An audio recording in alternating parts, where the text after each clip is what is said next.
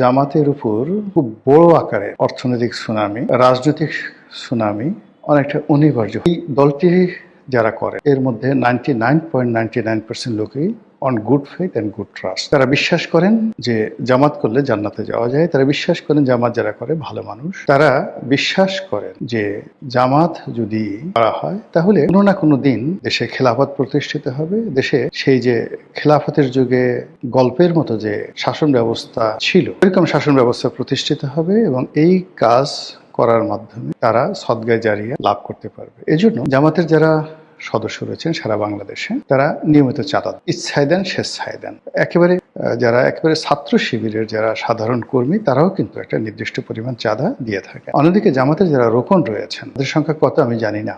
এই রোকনরা তাদের যে বাৎসরিক আয় সেই বাৎসরিক আয়ের একটা বিরাট অংশ স্বেচ্ছায়, কখনো 5%, কখনো 10%, এমনকি 20% শোনা কথা আমি জানি না, তারা জামাতের ফান্ডে জমা দেন। এবং এদের সংখ্যা যদি 2 কোটি হয় তাহলে কি পরিমাণ হয়, এবং এই কাজগুলো তারা খুব সততার সঙ্গে করেন। তো জামাতের যে ফান্ড, তারা যে নর্মাল চাঁদা নেন, রোকনদের আয়ের একটা ইনকাম রয়েছে, সেই ইনকাম নেন। এই ফান্ডের বাইরে তারা অনেকগুলো ব্যবসা প্রতিষ্ঠান পরিচালনা করেন সমবায়ের ভিত্তিতে, তারপর প্রাতিষ্ঠানিকভাবে, এবং অনেকগুলো প্রতিষ্ঠান যেমন ইসলামী ব্যাংকের মতো প্রতিষ্ঠান, তারপর ইসলামী ব্যাংক, হাসপাতাল, ইবনে সিনার মতো প্রতিষ্ঠান, এগুলো রীতিমতো যাকে বলে একটা ট্রাস্টের মতো অবস্থা তৈরি হয়ে গেছে। এবং এখান থেকে বিভিন্নভাবে বিভিন্ন ওসিলাতে জামাতের যে ফান্ডিংটা হয় সেই ফান্ডের পরিমাণ কত আমরা জানি। তবে একথা সত্য যে জামাতের জেলা পর্যায়ে, উপজেলা পর্যায়ের যে নেতৃত্ব রয়েছে তারা নিয়মিত জামাত থেকে মাসোহারা পান, এবং এটা যেন তেন মাসোহারা নয়। একজন মানুষ যেন সমাজে সম্মান সহকারে, মর্যাদা সহকারে ভালোভাবে বসবাস করতে পারেন, এজন্য জামাত থেকে তাদেরকে টাকা দেয়। ফলে তারা নির্ভর হয়ে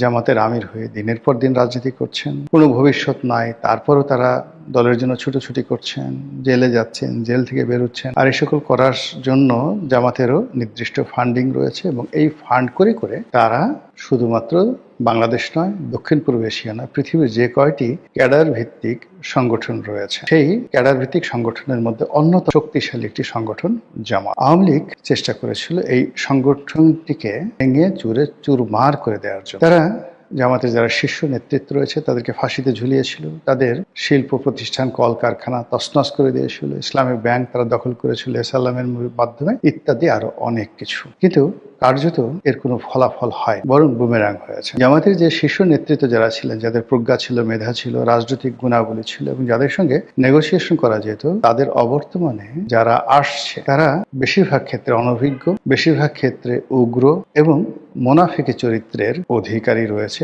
অনেকে। আর এদের যে ব্যক্তিগত সততা, এটা আগের জমানার জামাতি নেতাদের মতো নয়। ফলে জামাত ইটসেলফ এখন নিজেদের জন্য একটা সমস্যা, রাষ্ট্রের জন্য সমস্যা, এবং সকলের জন্য সমস্যা। এবং গত 17 মাসে আমরা তাদের যে কর্মকাণ্ড দেখেছি, গত 17 মাসে তাদের যে দাপট দেখেছি, গত 17 মাসে তারা যে কাজগুলো করতে চেয়েছে সেই কাজগুলো যেভাবে তারা করার চেষ্টা করেছে, এখন সবকিছু তাদের জন্য বুমেরাং হয়েছে। তারা মনে করেছিল যে এভাবে অনন্তকাল তারা যাবে, তারা মনে করেছিল তারাই রাষ্ট্র ক্ষমতায় আসবে, তারা মনে করেছিল যে তাদের অনুমতি ছাড়া, তাদের সাহায্য ছাড়া, তাদের সহানুভূতি ছাড়া এই বাংলাদেশে অন্য কেউ রাজনীতি করতে পারবে। ফলে তাদের মধ্যে অনেকটা বাদশা হারুন আর রশিদ, খলিফা আল মনসুর, খলিফা হাদি, কিংবা আব্বাসী খেলাফতের প্রতিষ্ঠাতা আবুল আব্বাস আস-সাফা, কিংবা উমাইয়াদের সেই বিখ্যাত খলিফা আল ওয়ালিদ, হাজ্জাজ বিন ইউসুফ, এরকম একটা ভাবসাব তাদের মধ্যে চলে এসেছিল। এই সময়টিতে তারা বন্ধুকে বন্ধু মনে করেনি, শত্রুকে শত্রু